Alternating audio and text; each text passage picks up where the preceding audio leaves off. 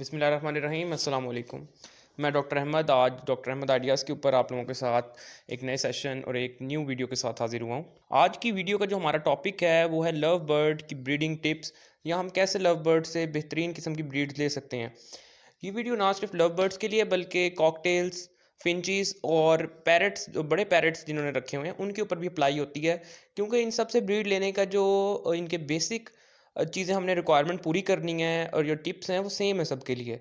आगे बर्ड्स की different types आ जाती हैं तो इनके ऊपर डिफरेंट फार्मूलाज वगैरह हम अप्लाई करते हैं, लेकिन जो बेसिकली जो न्यूट्रिशन और जो फैक्टर्स हैं वो सब में सेम होते हैं। अगर हम लव बर्ड्स की स्पेसिफिकली बात करें तो एक अच्छे लव बर्ड 4 एग्स से 6 एग्स देता है एक क्लच के अंदर, और सारे ही एग हैच होते हैं, उसके फर्टाइल होते हैं। ये एक अच्छे बर्ड की निशानी है और इसको एक बहुत अच्छी एवरेज कंसीडर किया जाता है। आज की वीडियो के अंदर हम जिन बातों पे जिन टॉपिक्स पे हम बात करेंगे वो हैं लव बर्ड की सिलेक्शन। नंबर सेकंड पे हम बात करेंगे इसकी पेयर्स की मेकिंग। नंबर थ्री पे इन्वायरमेंट, टेम्परेचर और ह्यूमिडिटी। नंबर फोर्थ पॉइंट हमारा होगा डाइट और फीड से रिलेटेड। और नंबर फिफ्थ पे हम न्यूट्रिशन और सप्लीमेंट्स की बात करेंगे। नंबर सिक्स पे हम हाउसिंग की या इसके ब्रीडिंग बॉक्स की बात करेंगे। और लास्ट में हम आपको इसके रिलेटेड टिप्स और टेक्निक्स बताएंगे कि कैसे लव बर्ड से और बाकी बर्ड से आप बेहतरीन ब्रीड ले सकते हैं विदाउट ज़्यादा ही मेहनत किए। मेहनत तो खैर होती है बहुत ज़्यादा, लेकिन बेजा मेहनत नहीं, एक अच्छे तरीके से चलेंगे ताकि आपकी ब्रीड बेहतरीन रहे। सबसे पहले सिलेक्शन की अगर बात करें तो आपका बर्ड 12 मंथ्स या इससे ऊपर का होना चाहिए, यानी 1 साल से ऊपर का अगर आपका लव बर्ड होगा उससे बेहतरीन ब्रीड हो सकती है। आजकल ट्रेंड बना हुआ है 7 मंथ्स 8 मंथ्स वालों से ब्रीड ले रहे होते हैं, ये जिन्होंने लव बर्ड का कल्चर ख़राब किया है या फिर जो ये म्यूटेशन के चक्करों में लोगों को गुमराह कर रहे हैं।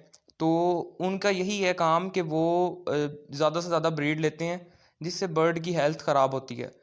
कोशिश करें कि एक नॉर्मल हद के अंदर ब्रीड लें। पूरा साल भी अगर आपने ब्रीड लेनी है एक कंट्रोल्ड एनवायरनमेंट के अंदर, तो उनको रेस्ट का टाइम भी दें बर्ड्स को।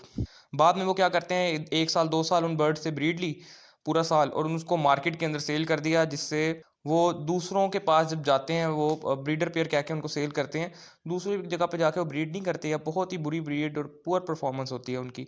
इस तरह ये जो हॉबी है ये भी ख़राब हो रही है। तो आपने उसकी नेल टेल फ्लाइंग और बेहतरीन बर्ड्स 12 मंथ से ऊपर के लेने हैं और उनकी पेयरिंग अच्छी करनी है ताकि वो अच्छी ब्रीडिंग कर सकें। फिर पेयर मेकिंग की अगर हम बात करें तो पेयर मेकिंग, जैसा कि आपको बताया कि एक बड़े केज के अंदर उनको छोड़ दें बर्ड्स को सारों को, वो खुद ही अपने पेयर चूज़ करेंगे। और बाद के अंदर जो हम टेक्निक यूज़ करते हैं, या तो उनके रिंग्स से आपको पता चल जाता है, दूर से आप उनके डिफरेंट कलर के रिंग डाले हों तो आपको पता चल जाएगा ये 2 पेयर्स बन गए, उनको अलग अलग आप केजेस में डाल दें। या फिर दूसरा टेक्निक हम यूज़ करते हैं कि कलर्ड वाटर लेते हैं हम एक बॉटल के अंदर, उसको हम स्प्रे करते हैं दूर से जो बर्ड साथ साथ बैठे होते हैं, और उनका फिर पेयर देख लेते हैं मेल फीमेल ही हैं तो वो उनको हम एक केज के अंदर ट्रांसफ़र करते हैं। ये नेचुरली जो पेयर बनते हैं वो इस तरह बनते हैं। पेयर बन गए उसके बाद आपने इनको इन्वायरमेंट अच्छा देना है, जैसा कि टेम्परेचर और ह्यूमिडिटी का खास ख्याल रखना है। टेम्परेचर ह्यूमिडिटी मीटर मिल जाता है, वो आपने लाजमी तौर पर अपने फार्म या एवरी जो आपकी है उसके अंदर लगाना है। इसके अलावा सर्दियों में बहुत ज़्यादा टेम्परेचर का ख्याल रखना है, डायरेक्ट उनको जो ठंडी हवा है वो ना लगे। गर्मियों में बहुत ज़्यादा ख्याल रखना पड़ता है, गर्मियों में कैजुअलिटीज़ ज़्यादा होती हैं बर्ड्स की, ज़्यादा बर्ड्स मर जाते हैं। आइडियल टेम्परेचर इनकी ब्रीडिंग के लिए 25 डिग्री से 30 डिग्री तक कंसीडर किया जाता है, जो बेहतरीन टेम्परेचर है। यानी कि एक मतदल सा मौसम जो कि हम एक अचीव कर भी सकते हैं आर्टिफिशियली भी। एसी अगर लगाओ किसी कमरे में, हम लोगों ने यहाँ पर लगाए हैं डिफरेंट सेटअप्स मैंने विजिट किए हैं, उसके अंदर एसी लगा के कंट्रोल किया हुआ टेम्परेचर रूम का, तो हम इस तरह भी कंट्रोल कर सकते हैं। अगर आपने ओपन रखने हैं तो उस तरह भी हम कंट्रोल कर सकते हैं।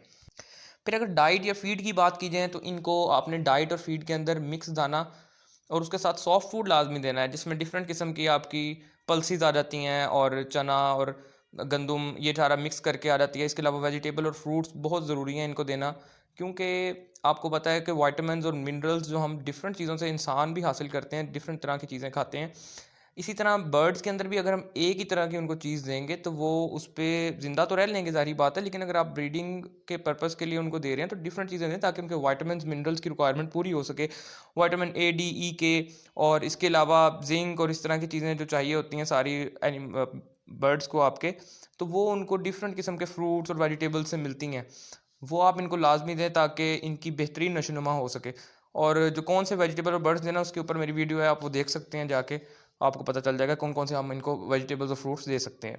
इसके अलावा अगर न्यूट्रिशन या सप्लीमेंट्स की बात की जाए तो एक कैल्शियम एक ऐसा सप्लीमेंट है जो कि लव बर्ड्स को फ्रूट से या वेजिटेबल से कम मिकदार में मिलता है, या वो इस तरह की चीज़ें हम उनको नहीं दे पाते जिसमें कैल्शियम ज़्यादा हो। तो कैल्शियम हम आर्टिफिशियली भी प्रोवाइड करते हैं, डिफरेंट किस्म के विटामिन और मिनरल्स फार्मूलाज आते हैं मार्केट के अंदर, नेशनल इंटरनेशनल भी और लोकली भी मेड आते हैं, और हम उनको पानी में मिक्स करके या सॉफ्ट फूड के अंदर मिला के पाउडर फॉर्म में दे देते हैं ताकि उनकी कैल्शियम की रिक्वायरमेंट कंप्लीट हो सके या पूरी हो सके।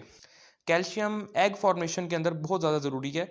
जब एक एग बनता है तो कैल्शियम की जो शेल होती है वो कैल्शियम की होती है, तो आप कैल्शियम होगा उसका पूरा तो वो ही अच्छे एग्स प्रोड्यूस कर सकेगा वो बर्ड। इसके अलावा डिफरेंट एक कॉम्बिनेशन आता है विटामिन्स का, सॉल्वेट डी और डी न्यूट्रिकल जो इंटरनेशनल ब्रांड्स हैं, इनके अलावा डिफरेंट लोकली ब्रांड्स भी आते हैं। उसमें पूरा कॉम्बिनेशन होता है विटामिन और मिनरल्स का, जो विटामिन और मिनरल्स बॉडी के इनको वेजिटेबल्स या बाकी हम डिफरेंट जो फीड देते हैं उससे नहीं पूरे हो सकते, तो वो उस आर्टिफिशियल सप्लीमेंट के ज़रिए उसको पूरा करते हैं। और बॉडी के अंदर एक ह्यूमंस की बॉडी के अंदर भी और बर्ड्स की बॉडी के अंदर भी मैकेनिज्म होता है या एक तरीकाकार होता है जिसकी वजह से एक्सेस जो इनका ज़्यादा होता है कैल्शियम या बाकी चीज़ें होती हैं जो जितना बॉडी को चाहिए वो एब्जॉर्ब करती है और बाकी ये बॉडी से रिमूव कर देती है खुद ही। इसलिए इसको एक जो जो इसकी डोज लिखी होती है डेली देनी है या वीक में एक दफ़ा देनी है कैल्शियम या बाकी सारे न्यूट्रिशन, वो आप इनको दें, और इसमें कोई नुकसानदेह बात नहीं है ये देना। और इसमें आजकल बहुत डिबेट भी चल रही है कि ये अच्छी बात है कि दें इनको या ना दें। तो ब्रीडिंग के लिए एक तो बन चुका है हमारा इन्वायरमेंट ऐसा कि इनको देना पड़ता है, और सारे न्यूट्रिशन हम इनको डाइट से नहीं दे सकते, तो ये ज़रूरी है इनकी ब्रीडिंग के लिए कि इनको देने चाहिए।